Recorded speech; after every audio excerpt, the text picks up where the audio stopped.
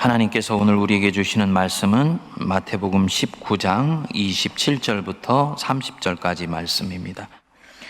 이에 베드로가 대답하여 이르되 보소서, 우리가 모든 것을 버리고 주를 따라 싸운데 그런즉 우리가 무엇을 얻으리이까?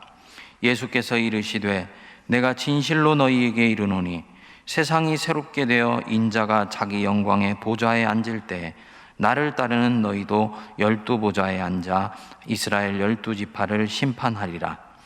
또 내 이름을 위하여 집이나 형제나 자매나 부모나 자식이나 전토를 벌인 자마다 여러 배를 받고 또 영생을 상속하리라.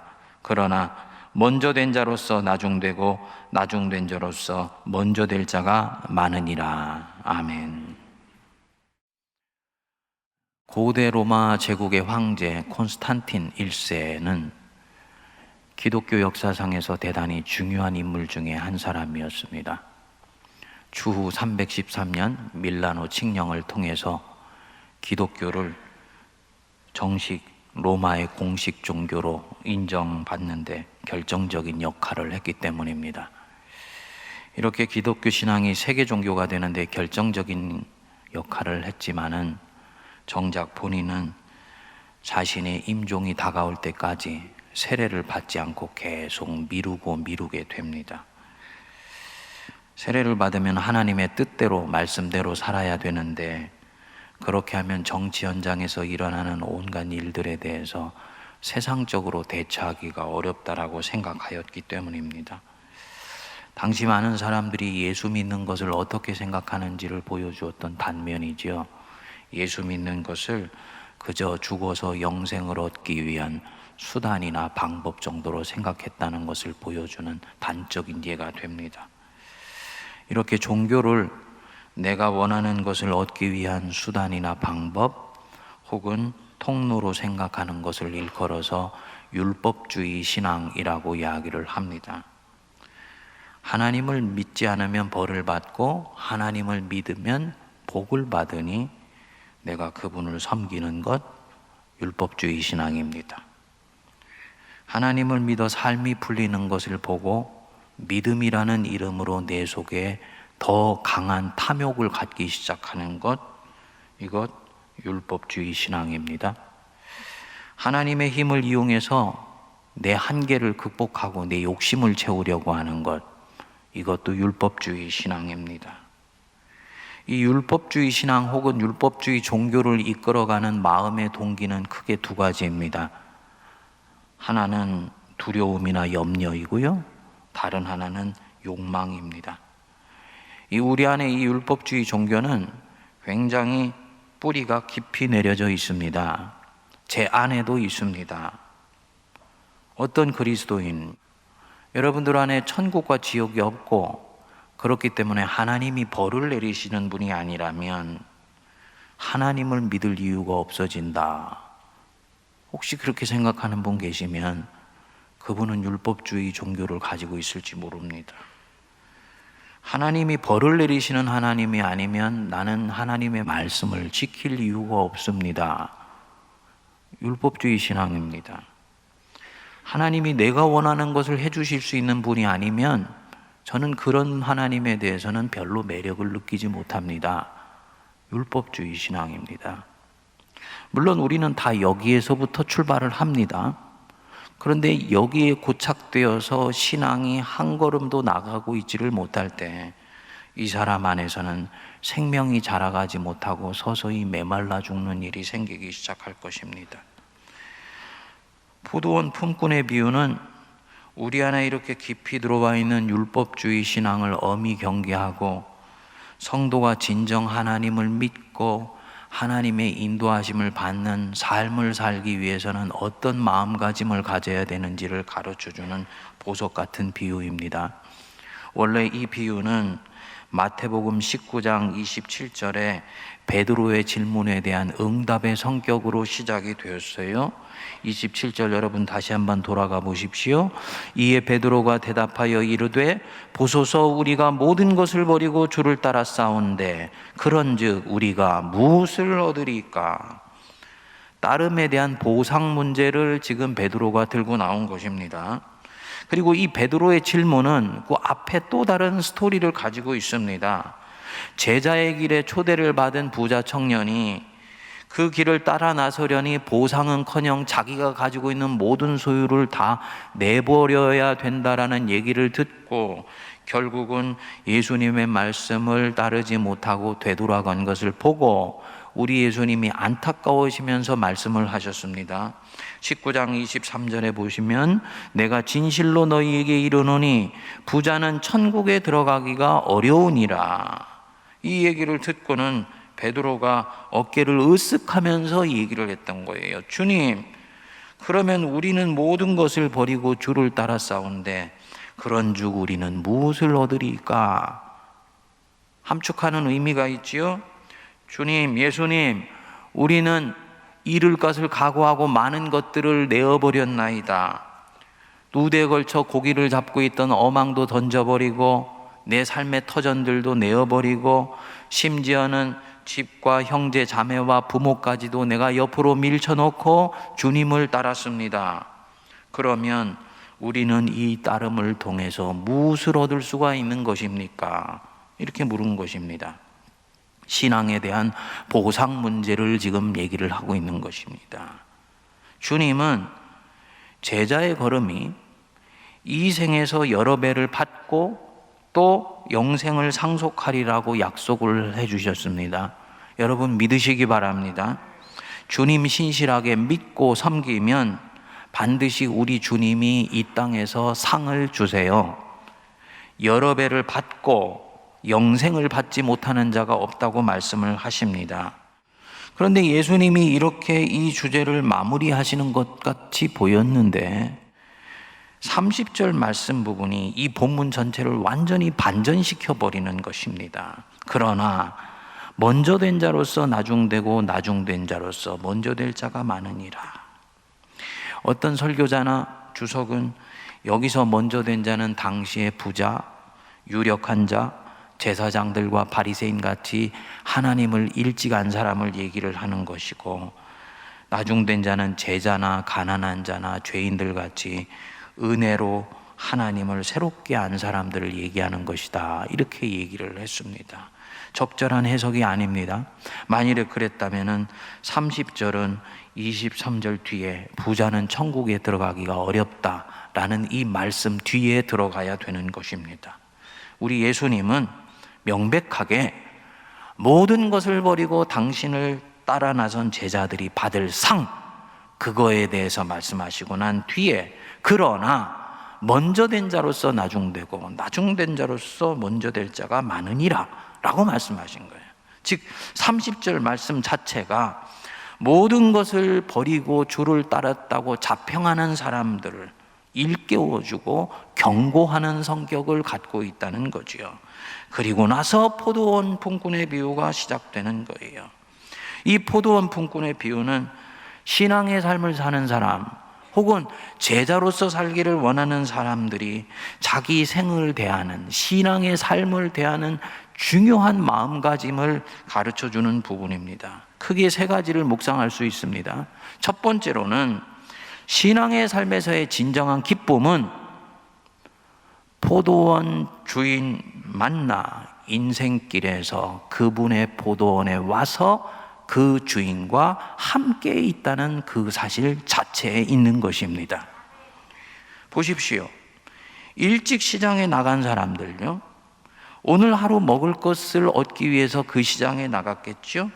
그리고 이 사람들은 압니다. 누구도 먹을 것을 공짜로 줄 수 있는 사람은 없다는 것, 다른 사람에게서 먹을 것과 입을 것을 내가 얻기 위해서는 내가 가지고 있는 것을 줄 수 있어야 된다는 것을 이들은 압니다.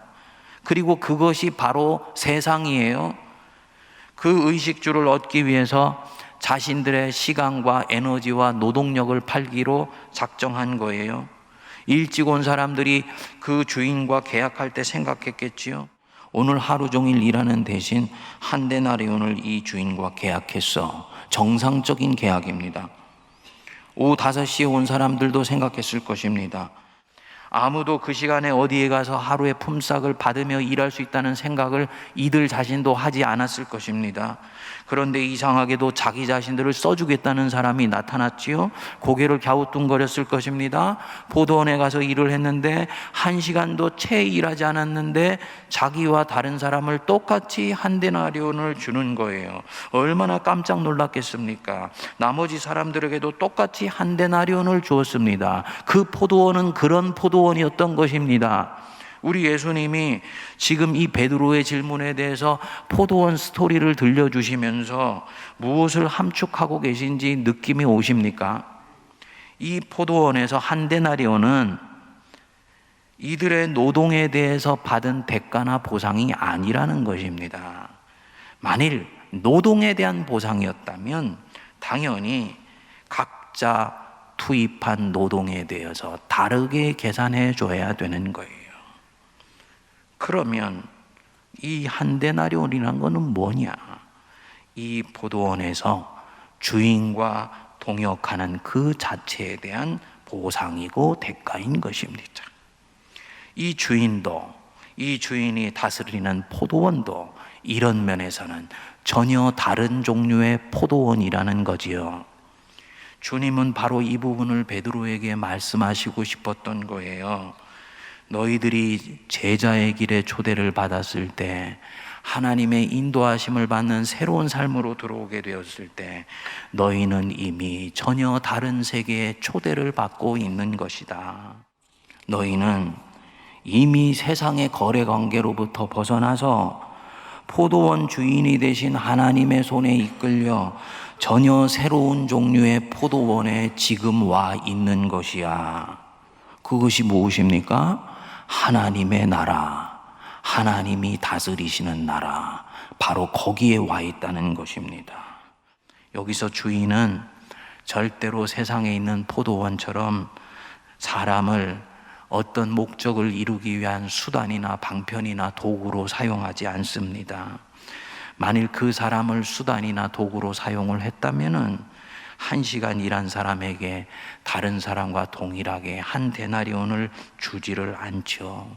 이 사람이 최소한 삶의 조건을 유지해 나갈 수 있는 그것을 주기 위해서 긍휼히 여겨 필요한 것을 채워주는 거예요.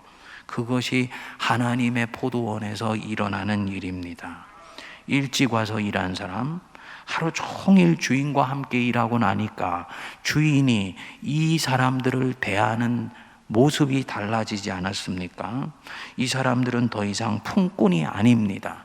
자신들은 스스로를 품꾼이라고 격하시켜서 생각했는데 이 포도원에 있는 주인은 이들을 일컬어서 뭐라고 얘기를 했습니까? 친구여 라고 불러주었던 거예요. 그만큼 그날 함께 일하기 시작한 것에 대해서 고맙게 여기고 신뢰하는 것입니다. 당연히 이 사람들의 생에 비가 오는 날이 생기게 되면 이 포도원 주인은 바로 이 사람들을 가장 먼저 불러서 일을 시킬 것입니다. 다른 포도원에서는 늙었다고 써주지 않지만 이 포도원에 오면 이 사람들은 항상 안전한 거예요. 그리고 그 주인과 함께 눈빛을 맞이하면서 함께 동역하고 있다는 바로 그 자체로 이들은 행복할 것입니다. 이것이 하나님의 나라입니다. 교회는 바로 그런 하나님의 나라가 형상으로 내려와 있는 것입니다. 그래서 우리 주님이 말씀하신 거예요. 마태복음 6장 31절에 보면 그러므로 염려하여 이르기를 무엇을 먹을까 무엇을 마실까 무엇을 입을까 하지 말아라. 이것은 이방인들이 구하는 것이야. 너희는 세상 포도원에 와 있는 자들이 아니고 나 하나님에 의해서 선택되어서 하나님의 포도원에 전혀 새로운 세계에 초대받아서 살고 있는 자들인데 왜 무엇을 먹을까 무엇을 입을까 무엇을 마실까 염려하는 것이냐. 그러면서 우리 주님이 말씀하시지요.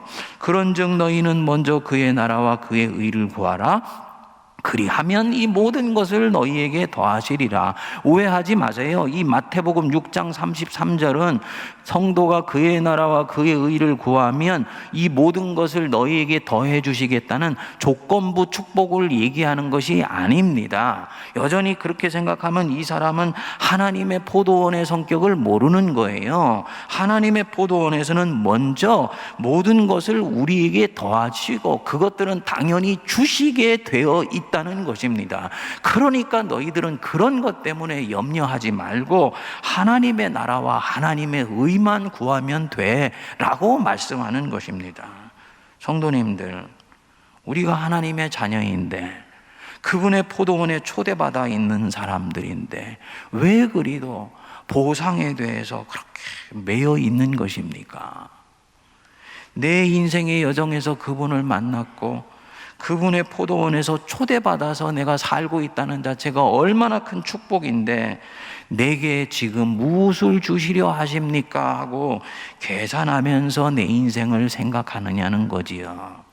사실은 인생 자체가 얼마나 큰 선물인가요?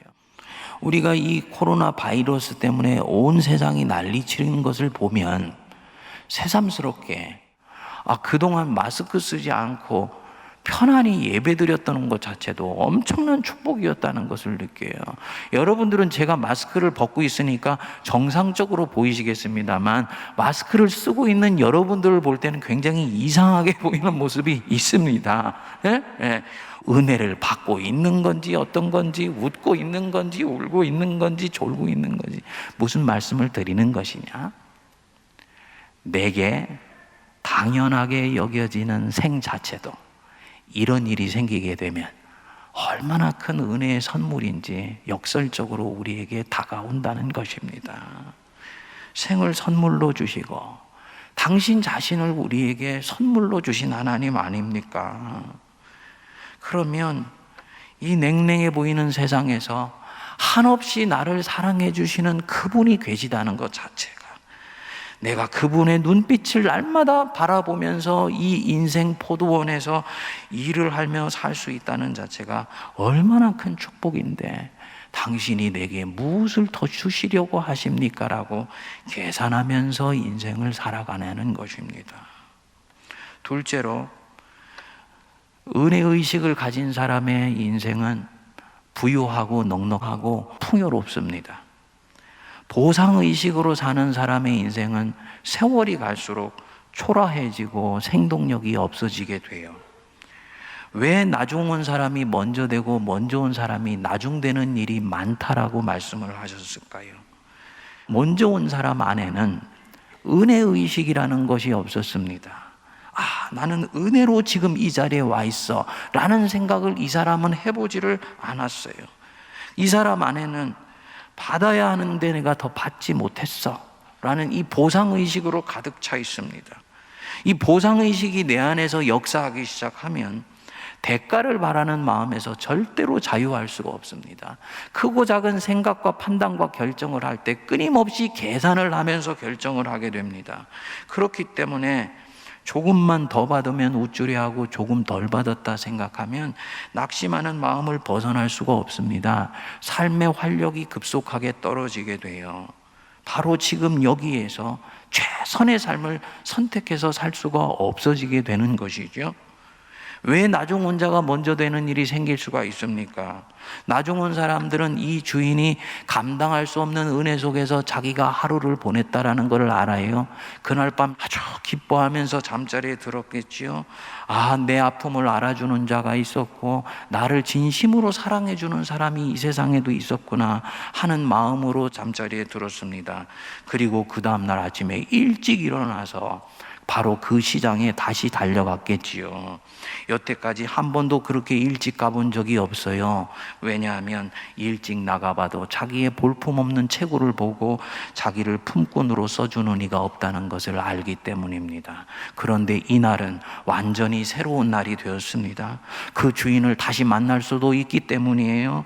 그 주인은 자신을 있는 그대로 받아주고 있는 그대로 수용해 준다는 것을 이 사람은 압니다. 그리고 아니나 다를까 그 주인이 자신을 먼저 알아본 거예요. 여보게, 오늘도 내 포도원에 가가지고 일해주지 않겠나? 얼마나 신이 나서 그 포도원을 달려갔을까요? 어제 그 포도원을 갈 때와는 전혀 다른 마음이에요.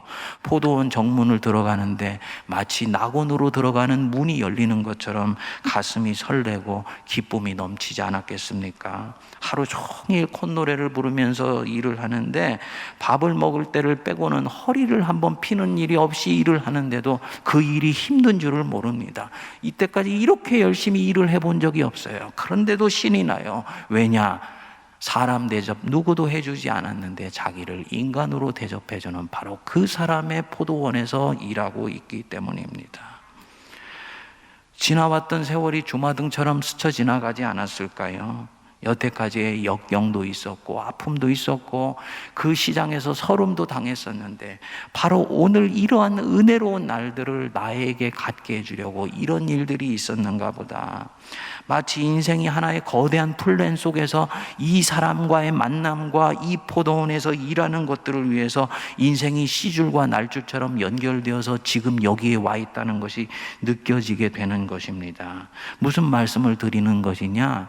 받을 자격이 없다고 생각했던 나에게 하나님이 감당할 수 없는 은혜를 베풀어 주셨다는 것을 알게 될 때 이 사람 안에 은혜의식이 싹 트면서 자기 인생을 바라보는 새로운 전망이 이렇게 열리는 것을 말씀드리는 것입니다.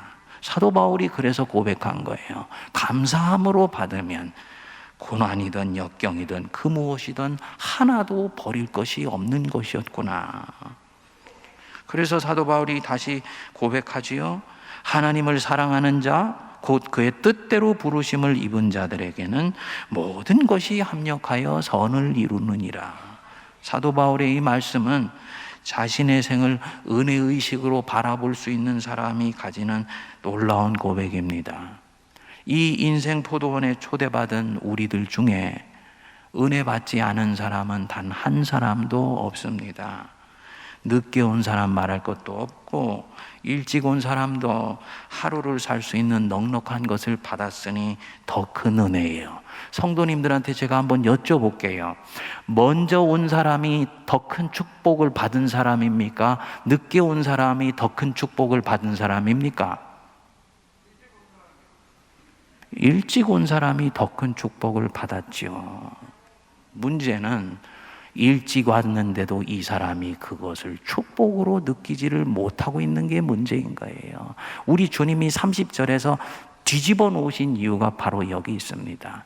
일찍 온 사람, 그 포도원이 세상의 포도원과는 전혀 다른 포도원이라는 것을 알면서 이 포도원에서 30년, 40년 일을 하면서 이 사람의 영혼이 얼마나 아름답게 자라갈 수가 있겠습니까? 자기를 사랑하는 그분과 끊임없이 눈빛을 마주치면서 일하는 자체 속에서 인생이 얼마나 풍요로울 수 있을 것인가요?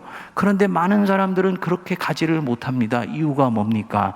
나는 이렇게 뼈가 빠지도록 일을 했는데 저 주인은 나에게 왜 날마다 한 데나리온밖에 주지 않는 거야? 라고 보상의 문제에 착목되어 있는 한 이 사람은 일찍 와서 일하는 것을 축복으로 받을 수가 없는 안타까운 상황이 되는 거죠. 하지만 주인이 볼 때는 일찍 와서 일하는 이 자체가 늦게 와서 일하는 사람보다는 어마어마한 축복이에요.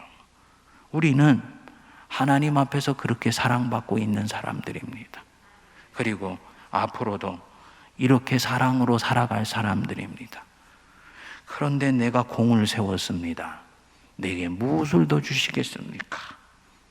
하늘에 계신 하나님이 이 말씀을 들으면 얼마나 속이 상할까요? 여러분, 사도 바울이 바로 이 포도원의 비유에서는 전형적으로 늦게 온 사람입니다.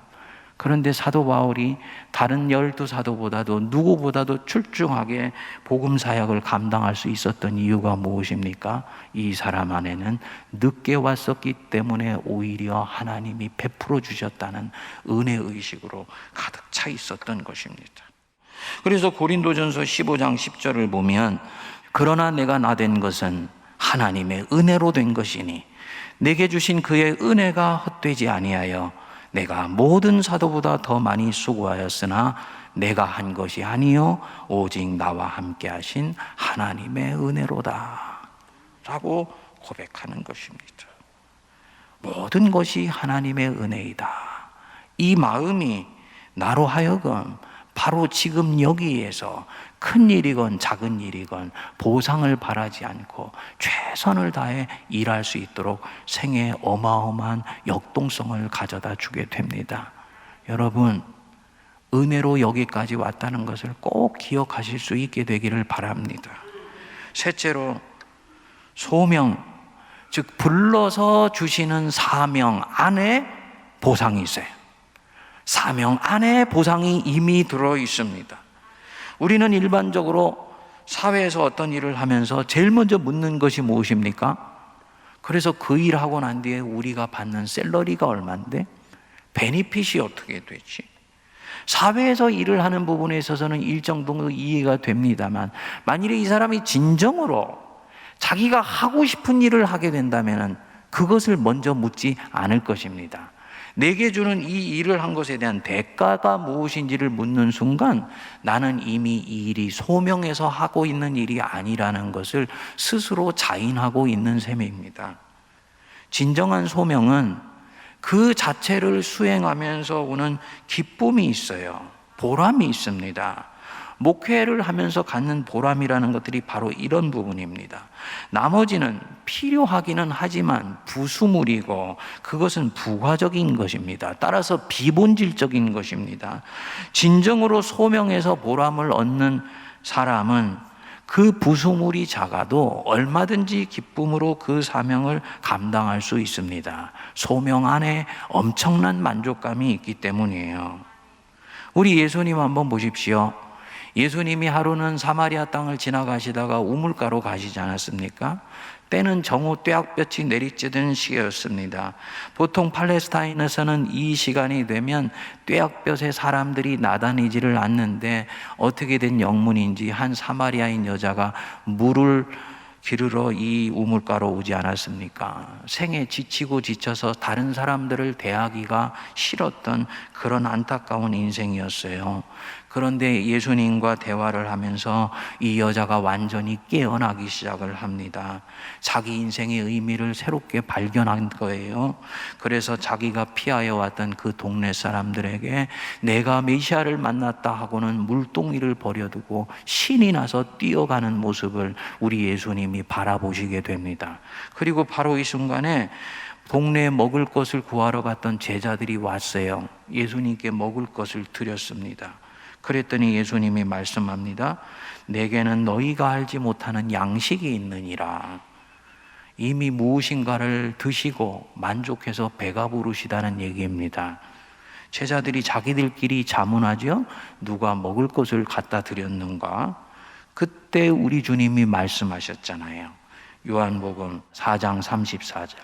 예수께서 이르시되 나의 양식은 나를 보내신 이의 뜻을 행하며 그의 일을 온전히 이루는 것이니라. 나를 보내신 이의 뜻이 이루어지고 그분의 일이 온전히 이루어지는 것을 보는 자체가 내게는 이미 양식이다. 이 여인이 하나님 보내신 뜻이 당신을 통해서 이루어져서 죽어있던 한 가련한 여인의 인생이 다시 살아나시는 것을 보시니 우리 예수님의 영혼에 진정한 만족감이 찾아오신 것입니다. 기쁨이 충만하여서 드시지 않아도 포만감이 찾아오는 영적 만족감이 온 거예요. 소명을 이루는 과정 속에서는 놀라운 기쁨입니다. 이런 정신적 만족감이 아니더라도 소명 자체에 충실하면 소명은 반드시 내게 필요한 것들을 갖다 주도록 되어 있습니다. 성도님들, 말씀을 마무리합니다. 미성숙했던 제자 베드로, 모든 것을 버리고 주를 따랐다고 했습니다. 하지만 그가 진정으로 모든 것을 버렸을까요? 아니요. 그가 아직 버리지 못한 것이 한 가지 있었습니다. 내가 모든 것을 버리고 주를 따랐사오니 그런즉 내게 무엇을 주실 수 있습니까? 라고 물을 때 이 베드로는 보상의 기대까지는 아직 버리지를 못했습니다. 성도님들, 오늘 이 말씀은 저와 여러분들에게는 대단히 터프한 말씀입니다. 우리가 살고 있는 이 문명은 항상 주고받는 것에 익숙해져 있고 받을 것을 기대하면서 무엇인가를 하도록 끊임없이 우리를 교육시키고 훈련시키기 때문이에요. 그렇지만 신앙의 세계는 그런 것을 통해서는 생명을 얻을 수가 없다는 거지요. 오히려 우리 주님은 이미 우리가 그분에게 드리기 전에 하나님을 아는 자체로 모든 것을 다 주셨다는 것입니다. 그러면은 보상에 대한 기대로부터 얼마든지 자유할 수 있으며 보상에 대한 기대에 묶이지 않고 주님 자체를 따르는 바로 그 속에 기쁨이 있고 행복이 있다는 것을 우리가 깨달을 수 있어야 됩니다. 늦게 온 사람, 늦게 왔기 때문에 오히려 일찍 오지 못한 것에 대해서 속상해하면서 그 포도원을 더욱더 신실하게 섬기실 수 있게 되기를 바랍니다. 일찍 온 분, 일찍 부름받았다는 자체가 얼마나 큰 축복인지 몰라요. 그런데 모태신앙들 중에 죄송하지만 목사님, 모태신앙은 모태신앙입니다 라고 얘기하는 분이 있어요. 그거는 온당한 게 아니에요. 주님이 주신 축복을 헤아릴 수 있어야죠. 우리 주님은 일찍 왔는데도 신실하게 주님의 포도원에서 그분의 눈빛을 함께 하면서 당신의 포도원을 섬기는 사람을 보고 뭐라고 불렀습니까? 친구여 라고 불렀던 것입니다. 주님은 그런 제자를 찾고 계십니다. 너희가 성령으로 시작하였다가 육체로 망하겠느냐? 첫사랑의 뜨거움은 사라져버리고 끊임없이 내 속에 새로운 기대와 새로운 보상에 대한 욕구로 차 있으며 신앙이 냉랭하여지고 냉소적으로 되어 있는 나의 모습들, 주님 앞에서 스스로를 발견하여 다시 성령으로 돌아가실 수 있게 되기를 바랍니다. 선을 행하다가 보상을 받지 못한다고 낙심하시지 마시기 바랍니다. 주님이 반드시 주세요. 우리가 선을 행하되 낙심하지 말지니 포기하지 아니하면 때가 이름에 거두리라 말씀하셨습니다. 신실하신 주님 붙들고 믿음의 선한 걸음을 끝까지 이어가실 수 있게 되기를 축복드립니다.